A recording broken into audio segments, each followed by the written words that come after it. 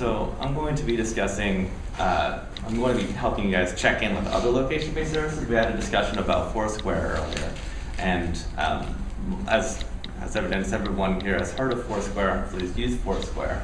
And what I wanted to do was open your eyes a little bit to, open your eyes to other location-based services, and actually talk about location-based services in general. As I was speaking earlier, I'm sorry, I forget your name, but I was speaking earlier with you and about Laura, about location-based services, and it was like, well, okay, what are location-based services? Well, actually probably using location-based services, but don't even realize it. So I wanted to just kind of highlight that opportunity with you guys to talk about it. So location-based services, you guys are probably already using location-based services, even if you don't say you're using location-based services.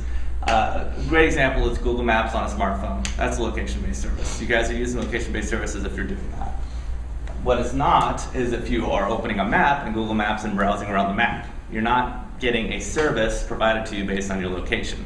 So just to be clear, that's the basic difference between, that's a basic way to define location-based services. It's also abbreviated as LBS, which is very helpful. Just keep an eye on the time over there. What would be? Okay. Yeah, very good. It's also abbreviated as LBS. So I'm just going to 55. Okay, very good. So common things that you guys are using, accomplishing with location-based services would be finding a close pizza place, anything that Yellow Pages can really do, where an ATM is located near you, what movies you're playing, whether there's traffic, whether you need a great red umbrella. Basically location-based services that you guys are probably already using just make things easier. And these are things that are already built into most smartphones today.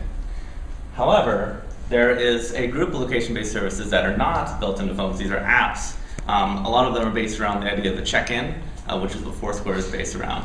And what I wanted to do was give you guys a picture and get a little bit hands-on with some of these services, just so that way you guys can actually walk away with broader understanding of location-based services from a consumer and business perspective. And I'll try to leave Foursquare out of it. Those services can help you do things besides just make life easier. They can help you save money, have a little bit more fun, and do things that you wouldn't normally be able to do. I'm not liable if you try to play. And so I'm going to talk about some of these services, both from a consumer perspective and a business perspective.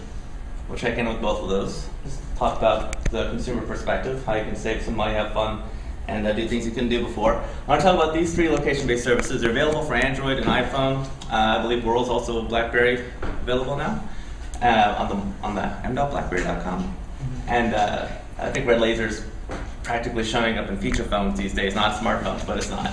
But I wanted to talk about these location-based services, give you an idea from a consumer perspective, what it's like to use them, and kind of again broaden your mind on this.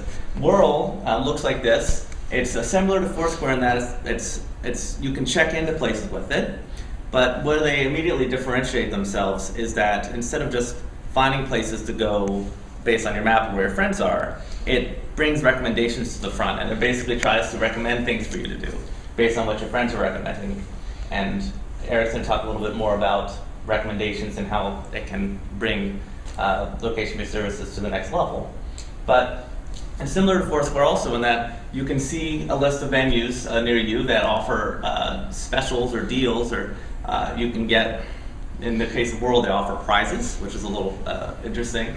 And when you go to these places and you actually check in, it'll let you know that there's a prize there. And it's actually a scratch-off game that you get to play, and the more you use World and the more you get involved with World, the more opportunities you have to win. So you get one scratch if you're a rookie, and you get more scratch-offs opportunities if you are playing, if you're more involved, if you have more levels up in the game. And World is all about gaming, and they actually use gaming mechanics to get you to use World better and to enroll you more into it. It's very addicting. It's a very beautiful application.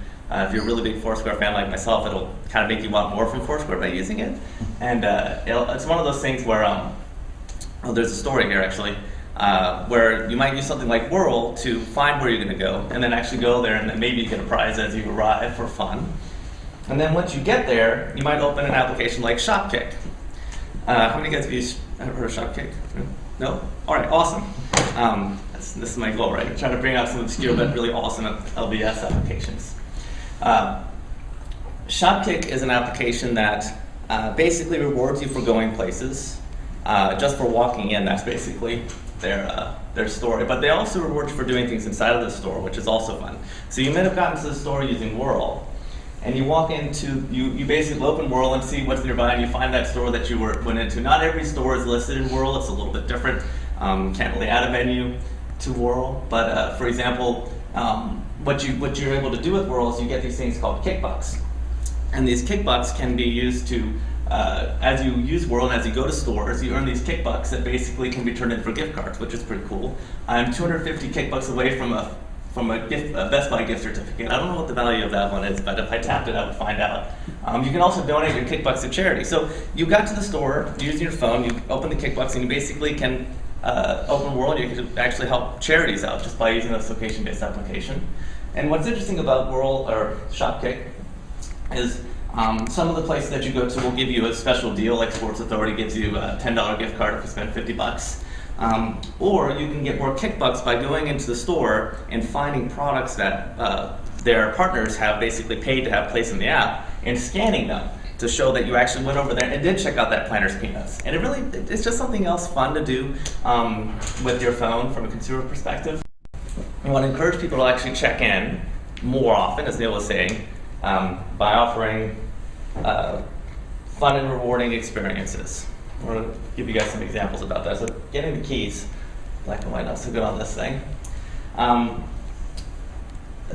Neil's mentioned that on Foursquare you can claim your venue. On Foursquare it's very easy, you just literally search for it, and with all these applications, you basically search for your venue in the application, and then you'll see buttons like on Facebook Places, it'll say, is this your business? On Scavenger, there's another location-based app that's a check-in-based app, claim your business. Yelp, if you have a retail store and if you're not using Yelp, that's something that is very popular review-based application, and it's something that you should be monitoring and be aware of. But you have the opportunity to claim that business as well. And basically the way it works is with Facebook. When you click that button, it will basically say, are you really who you say you are? And then you have to, for example, the Manchester Library, which is not claimed. You fill out a little bit of a form, basically telling them who you are. And then you have to submit some documentation, like a utility bill, basically proving that, yes, I really am somebody who works for this business. And then, it's not automatic with Facebook, or they may have upgraded it, but it was a case that before it took some time to claim your business. But like, for example, in the case of Foursquare, they'll actually call you and you have to punch in a number on the phone to verify your business. But the reason why you want to be able to grab the keys is because there may be inaccurate address information about your business in the system. There may be the opportunity to add information, like on Foursquare you can actually go in and add your website or add a little bit of a description to your venue listing. And when you grab the keys, the nice thing is that you get access to analytic tools. For example, with Yelp, when you register your venue, you get all sorts of interesting things like, okay, how many people are actually viewing your venue page on Yelp?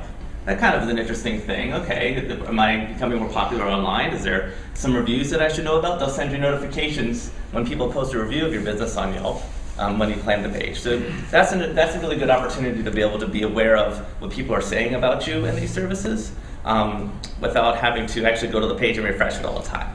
So getting the keys gives you the ability to listen, so that way you can have the opportunity to, for example, on Yelp, somebody puts a bad review, you can actually go back and contact that reviewer using the business tools and say, what can I do to fix this? How do we get that, make that right? So you want to be able to listen. And then the other opportunity is you want to increase people's, you want to make people use these tools. As Neil was saying, when people are checking in, they're broadcasting your business to their friends, to their friend networks. It's a very powerful thing. I'll see Eric check in someplace and I'll be like, yeah, I really want to go there sometime when I'm in Boston. I've never heard of, it'll get pushed up to into my social feeds. And you want to encourage customers to do this. And the way that you can do that is with fun and rewarding experiences. By creating these fun and rewarding experiences, people will want to check in more. One of the first tools that you want to employ is signage. You'll certainly want to let people know that they can check in. Like Neil mentioned the badges, the window cling stickers that they send you that says check in on Foursquare, or there's a special here. Google Maps even has a decal that you can get on your, that they'll send you that you can put on your business window. Yelp's sticker you have to earn. If you get enough good reviews, they'll put like people love us on Yelp, and then you can get that sticker. And signage to encourage check-ins. If you're in Times Square and you're American Eagle Outfitters, they actually have a really big digital billboard to encourage people to check in on Scavenger. And this is a Las Vegas Strip. They've got a big Foursquare Foursquare sign at the Planet Hollywood Miracle Mile shops. And really good. Another good example is this special at a mall. Is that yours? No, that's not my parking space. No, that's actually at Eric Anderson's photo. But this is a famous mayor special, and it's a real special. And it certainly encourages people to check in, or at least say, "What the heck is that?" and then Google it. I feel like they could put a QR code on there, or a bit.ly link or something, maybe take it to another level. But so yeah, some signage, encourage people to actually do it. And the other opportunities besides telling people that they can actually use these services and then get that conversation started, like literally a sign and just some education of the people who are talking to the customers will get people starting to think about what is this? Even if there's no special, they'll just say, what is that? And they'll learn. But these offers and these rewards are things that you can do to get people to check in more often, or maybe check in and actually post the deal. As Neil was saying, with Facebook Places, there's a lot of difference between Facebook Places and these other location-based services. One of the biggest challenges with Facebook Places is that when you check in, it always broadcasts your check-in to your friends. Foursquare and other ones, you have the opportunity to remain private because you can say don't share with friends. And it used to be that with Foursquare you could say not share with friends and still get mayorships and badges. You can't anymore because it's a privacy thing, but you can still get the rewards even if you don't share with friends when you check in. So Facebook is a broadcast. It doesn't matter. It's going to go out to whoever your friends are every time you check in. So usually, for me to check in on Facebook, there has to be a deal. So Chipotle was giving like a free burrito with every check-in, and every buy one get one. And Eric did a video about it. It was pretty fun. But I did get a buy one get one burrito, and I was fine to broadcast to my friends. I was like, I just got a free burrito. You guys might want to know about this anyway. But from a business perspective, just like claiming your venue, there's basically these pushes to create a deal or add a check-in offer. Yelp is a location-based service. They were a location-based service because they're reviews, but you can actually check in with Yelp. It's a little known feature. They even have, like, instead of mayorships, they have dukes and things like that. It's a total copy of Foursquare, and they even have badges, I think, right? Which is kind of shocking. But in any case, I feel like they could have just leveraged Foursquare.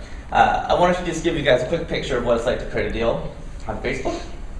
Once you've registered your venue, you basically click create a deal, and then you, I'm just giving you the hands-on. You kind of have the opportunity to pick your deal, basically describe what the deal is, how long you want it to run, how many you want to sell, and then you post your deal. It basically takes a couple of hours for it to be approved. They have to approve it. Some places like Foursquare, the deals take a little bit longer to approve. And then the deal gets pushed up to your Facebook Places page on the website. This is Idea Greenhouse in Durham. Tom is going to be here, but this is the deal that he's running. When you check in on Facebook Places at the Idea Greenhouse, which is a co-working space, you get a free day there, which is pretty awesome. When you're using the app, just like Foursquare, it'll show a little yellow box next to the application, next to the venue, where the deal is, and when you check in, you get to be able to reveal the deal. And it's not just about not just about specials and deals with these applications. You can do other fun things with them as well. Just one quick example that just kind of like totally qualifies Facebook Places for me in an interesting way. Sunny River in Maine just recently got their own Foursquare badge, which I think is tremendous. But they've been doing location-based service things for a long time. They launched in the fall, at the end of the year, really. Long time being a couple months, but that's a long time in location-based services, I'll tell you. Yes. They launched a really interesting thing. There's this company called Brand Networks Inc., and they have a service called Go. I'm not exactly sure what the pricing is, but it's a Facebook application that you can add to your Facebook page, and when people take part in the application, it'll connect to Facebook Places, And when people check in on Sunday if they're a fan of Sunday River and they have added the Facebook application, when they check in with Facebook Places, they actually get to unlock things called patches inside of the application. So it's almost like badges for Facebook Places. It's not official, it's not built into Facebook Places. Like Neil was saying, Facebook Places there's nothing there but deals. But these other people are coming in and adding another layer to it. And these patches are really interesting. And in fact, you don't even have to be at Sunday River. You can earn one of their patches just by checking in at the library at Facebook Places and saying, I'd rather be at Sunday River. So there's other things that you can do with these besides badges or specials to make them interesting experiences. That's how you encourage check-ins, by making fun and rewarding experiences. So, but the thing I want you to take away from the business perspective is grab the keys, listen, and create fun and rewarding experiences to create check-ins from the business perspective. So, and that's LBS from both perspectives. And I want you guys to actually go do this stuff, like Uncle Sam with the iPhone there. So thank you very much, guys. That's awesome.